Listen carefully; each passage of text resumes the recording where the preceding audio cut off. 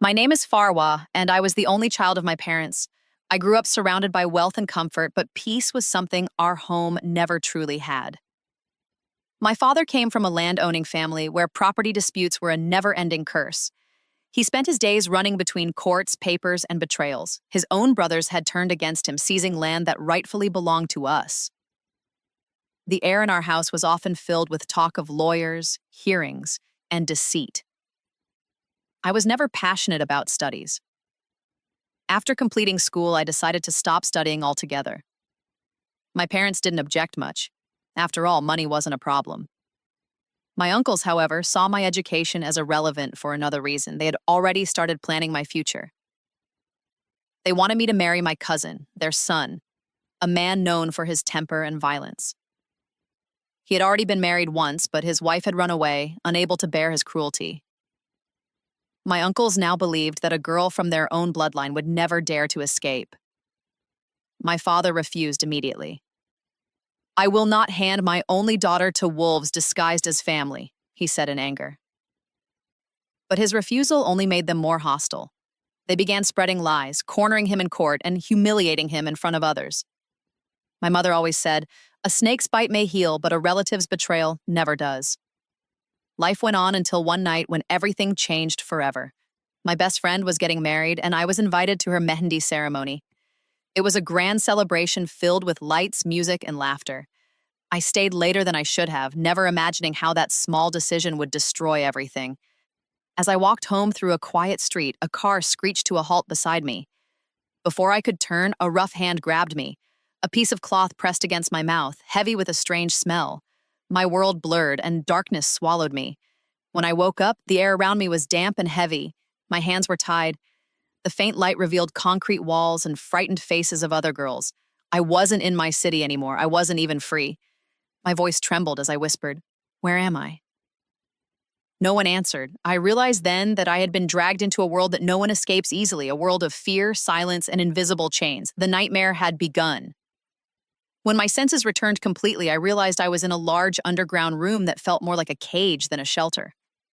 Dim bulbs flickered above, and the air smelled of sweat, dust, and fear. Around me were girls of different ages, some barely teenagers, sitting in silence with hollow eyes. In one corner, two small children clung to each other, shivering. Their quiet sobs echoed through the darkness. It didn't take long for me to understand when we had all been kidnapped. The door creaked open, and men wearing masks entered. Their voices were rough, filled with authority and cruelty. They barked orders as if we were animals. One of them pointed toward a trembling girl and dragged her away. No one dared to move or speak.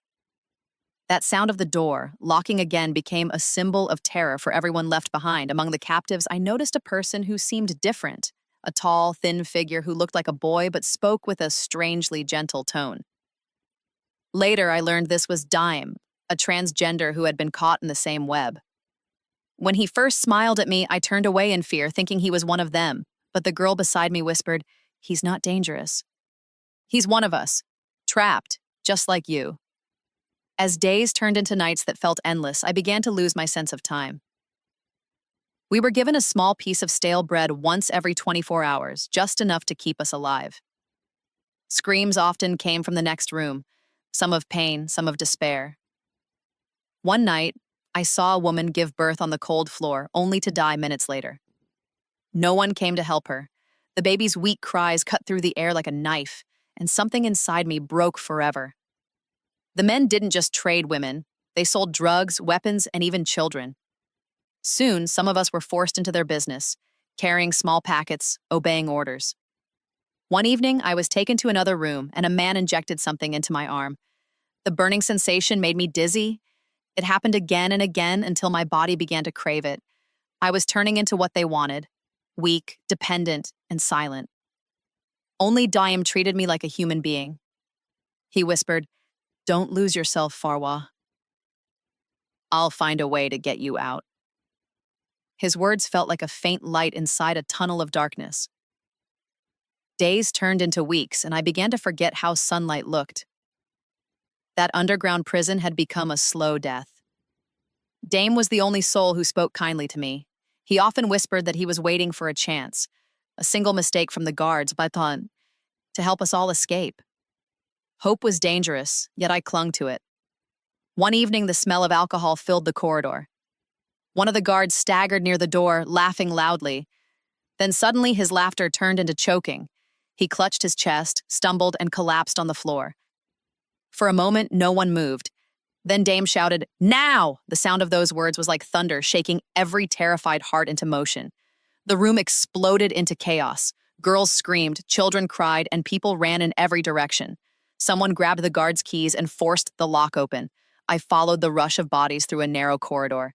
Gunshots erupted behind us, echoing like the wrath of death itself. I ran barefoot over cold concrete, my lungs burning, my eyes wet. A bullet grazed my shoulder, but fear numbed the pain. Outside, the air was cold and damp. Freedom, yet not safety. A few meters away stretched a dense forest. People scattered into the trees, their silhouettes vanishing into the darkness. I could hear more gunfire and desperate cries fading behind me. I stumbled, fell hard, and felt a sharp pain in my arm. My bone had cracked, but I forced myself up. I didn't want to die there. I couldn't. I ran until my legs refused to move. The forest finally opened to a lonely highway. Cars passed occasionally, their headlights slicing through the night, but none stopped for a dirty, blood-stained girl waving frantically at the roadside. I shouted until my throat burned. Nobody listened. Fear began turning into exhaustion, and the cold started to eat through my skin. Sometime before dawn, I collapsed. When I woke again, I was lying on a white bed under harsh fluorescent lights. My arm was bandaged, and an IV dripped beside me. 2 police officers stood near the bed, their faces stern. I was safe, but the fear returned immediately. What if they sent me back? They began asking questions, but my mind was a storm. I lied, pretending I remembered nothing. Yet when a man entered claiming he'd seen me running from the forest, everything changed. They called my family. Hours later, a woman entered the room and screamed. It was my mother. The moment my mother's voice reached me, my heart shattered. She looked older, weaker, almost unrecognizable. Her eyes were swollen from sleepless nights, and her voice cracked when she tried to say my name. I wanted to run into her arms, but guilt held me frozen. I had dreamed of this reunion countless times, but never like this, in a hospital room surrounded by strangers with pain standing between us. When the doctor explained what had happened to me, my mother broke down completely. Between her sobs, I heard her whisper that my father was gone. The villagers had told him I had run away with a man. They had called me shameless, a curse. My father, unable to bear the humiliation, suffered a heart attack and never recovered. The news pierced me like a blade.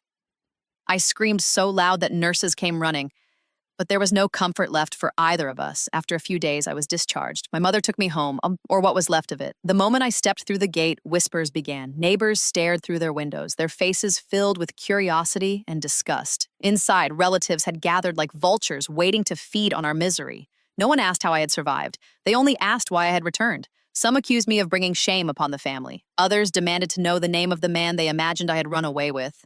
I tried to explain the truth, but no one wanted to hear it. "A decent girl never leaves her home," one woman spat. "She must have liked that life," another murmured. Their words were poison, and they spread faster than the truth ever could. That night, I sat beside my mother as she cried silently. I wanted to tell her that I didn't care what people said, that I had survived something no one could imagine. But deep inside, I felt broken. A single night outside one's home was enough to destroy a woman's honor in this world. I had been gone for 6 months. My existence itself had become evidence against me. The next morning, my uncles came. They told my mother that if she wished to stay part of the family, she must throw me out. My mother didn't hesitate. She stood, held my hand tightly, and said, "Then we leave together." For the first time since my abduction, I cried out of relief. In losing everything, we had finally found each other again. My mother and I left that house with nothing but a few clothes and the strength of our broken hearts. We reached the city late at night and went straight to the home of her old friend, a woman she hadn't seen in years. When the door opened, she looked shocked to see us. Her hesitation lasted only a moment before she forced a smile and invited us inside. For the first time in months, we had a roof over our heads. Life there was quiet but uneasy. My mother began sewing clothes with her friend to earn a little money while I managed the household chores. The woman had a son named Ramesh. a handsome young man whose mind had stopped growing after an accident years ago. At 25, he thought and behaved like a child. He spent his days locked in his room or wandering around, playing with his old toys. His mother spoke about him with a strange mix of love and pity. Over time, Ramesh began talking to me. He would ask simple questions about the color of my dress or the food I cooked. Sometimes he would laugh for no reason, showing a child's innocent joy. I responded kindly. He seemed harmless, even sweet. I never imagined that his mother's gratitude would soon turn into a demand. One evening, while my mother and her friend were sewing, the woman said something that froze the air around us. She wanted me to marry her son.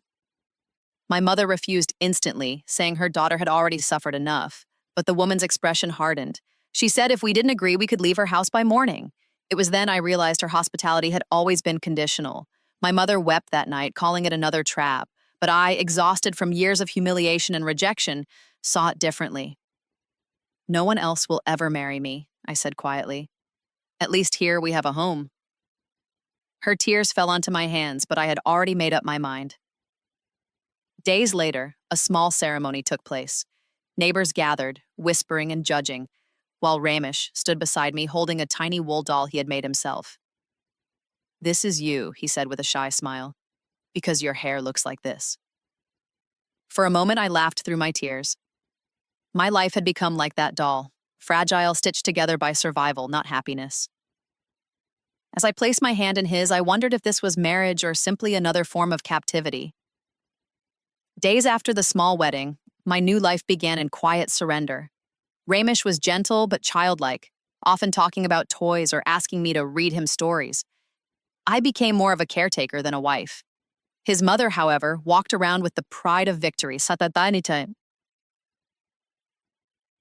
She had secured a woman to serve both her and her son. My mother stayed silent, living with guilt and helplessness. Still, we managed to build some fragile rhythm of peace inside that house. One afternoon, a beggar woman came to our door. Her clothes were torn, her face tired. She asked for food, and I gave her what little we had. After eating, she smiled and said softly, "May your husband give you a lifetime of true love." Her words stayed in my mind for days, echoing like a distant prayer. I didn't believe in miracles anymore, yet something in her tone felt different, almost divine. Weeks turned into months, and slowly, something began to change. Ramesh's behavior grew calmer, his speech clearer. The doctors, who had long given up, were surprised when we restarted his treatment. I took him for regular checkups, fed him his medicines, and prayed every night. Gradually, he started remembering names, understanding situations, and even helping me with small chores. For the first time in years, I felt something new inside me, hope. He began to smile when he saw me. Sometimes he would sit beside me without saying a word, just watching. The innocence in his eyes was no longer that of a child. It was something gentler, something close to affection. I didn't know whether to be happy or afraid of this change. But as Ramesh healed, his mother grew restless. I noticed her watching us more carefully. She didn't like him depending on me or sitting near me. One evening, she accused me of using black magic to control her son. I stayed silent, not wanting to fight.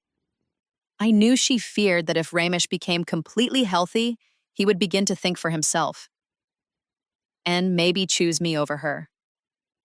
Then came the news that shattered whatever peace we had found. My mother fell severely ill. I begged my mother-in-law for help, but she refused coldly. I spent weeks in a government hospital watching my mother fade away on a hard wooden bench. When she finally stopped breathing, I didn't even have enough strength left to cry. Standing beside her lifeless body, I realized that hope for me was a temporary visitor. It always left too soon. After my mother's burial, silence became my companion.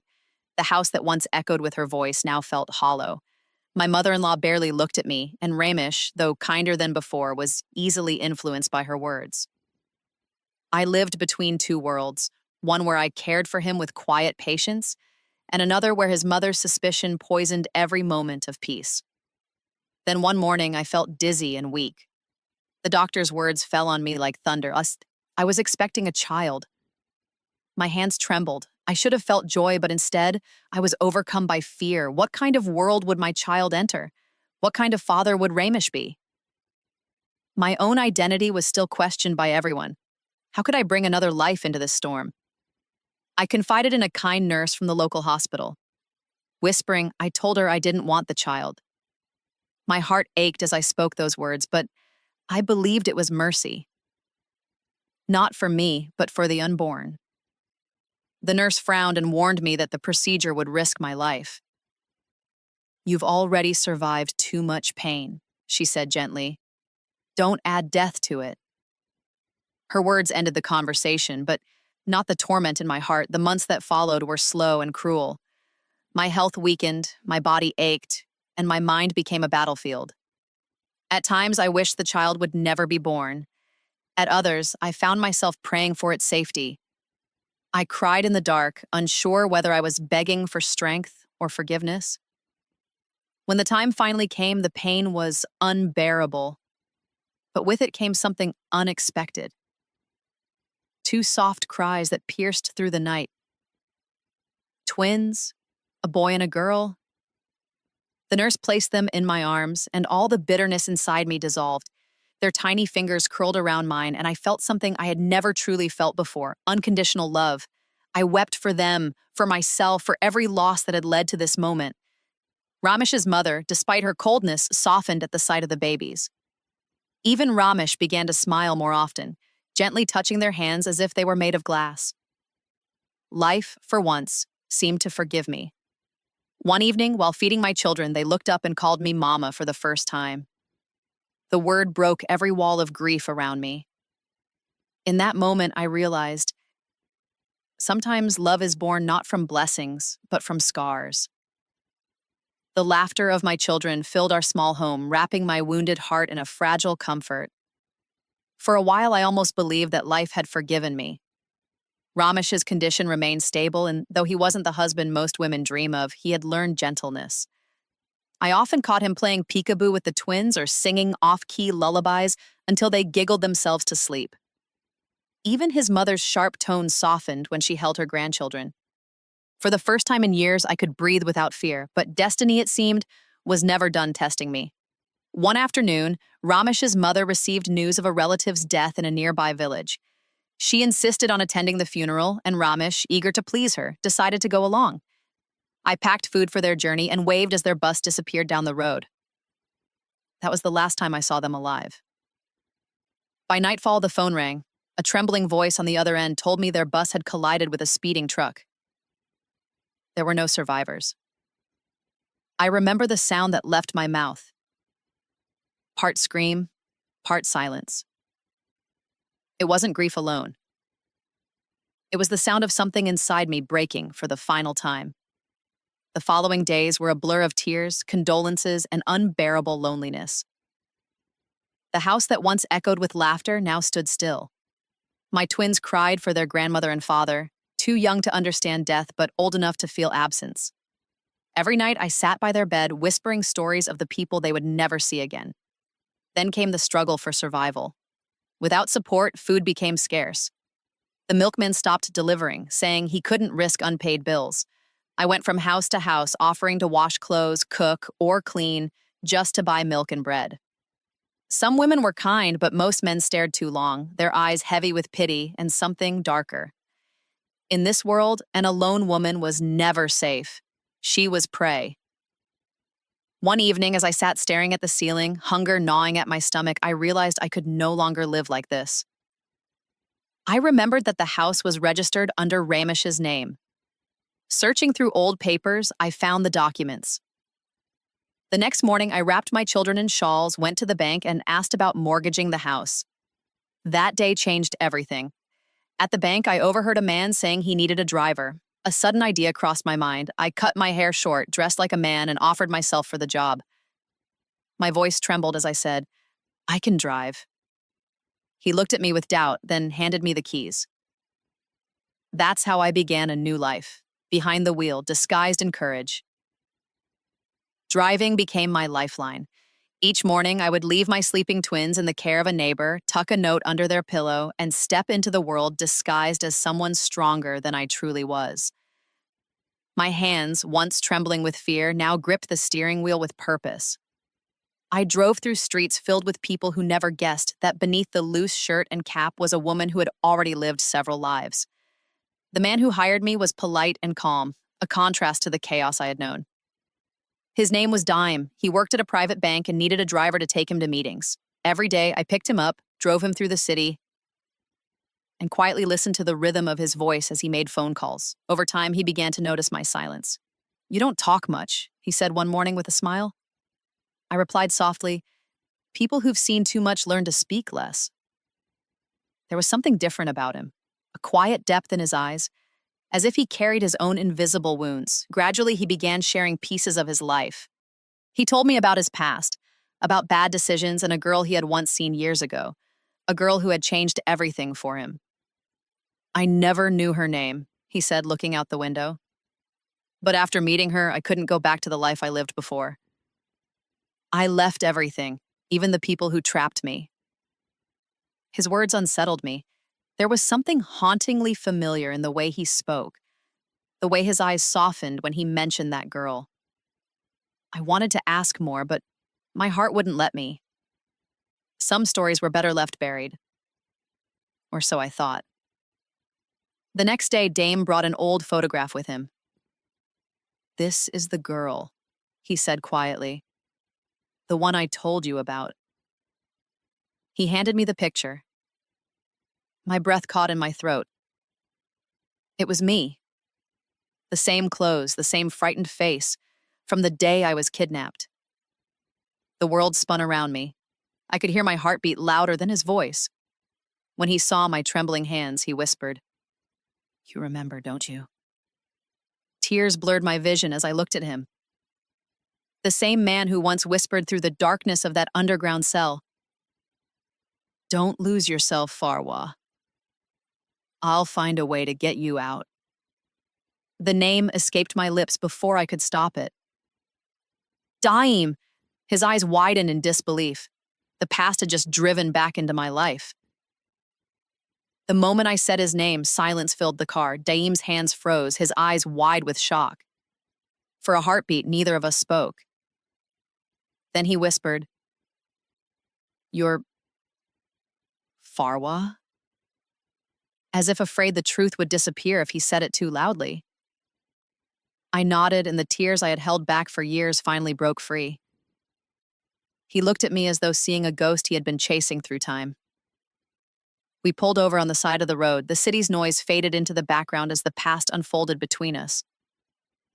The fear, the darkness, the unspoken bond we once shared. Daim told me how he had once been part of the same gang that had kidnapped me. He was young, desperate, and lost. But the night he saw me, terrified and crying in that cell, something inside him changed. "I couldn't hurt you," he said quietly. "I pretended to drug you, but I never could. I wanted to save you, even if it cost me my life." He explained how he had later turned himself in, helped the police dismantle part of the network, and spent years rebuilding his life, always haunted by the thought that I might still be out there, suffering. When he couldn't find me, he thought I had died. "I prayed every night," he said, his voice breaking. "Not for forgiveness, for your safety." I told him everything, how I had escaped, how I'd lost my parents, how I'd been forced into marriage, widowed, and left to raise my twins alone.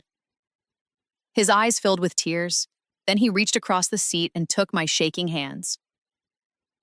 "You're not alone anymore," he whispered. In the weeks that followed, Daim became more than an employer. He visited my home, met my children, and loved them instantly. The twins, in their innocence, began calling him Baba. I watched as he played with them, their laughter echoing through rooms that had once known only sorrow. Slowly, he rebuilt the family I thought I had lost forever.